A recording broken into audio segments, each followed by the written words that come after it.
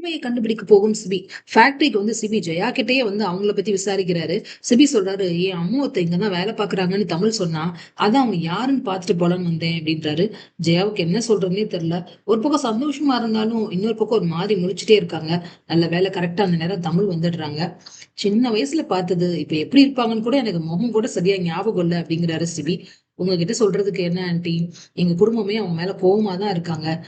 ஜானுலாம் அவங்கள ஏத்துக்கிற மனநிலையிலே இல்ல. என்னாலயும் முழுசா அவங்கள ஏத்துக்க கூடாதுதான். இருந்தாலும் தூரமா நின்னு அவங்கள பாத்துட்டு போலான்னு தான் வந்தேன் அப்படிங்கிறாரு. ஜெயாவுக்கு என்ன சொல்றதுன்னே தெரியல.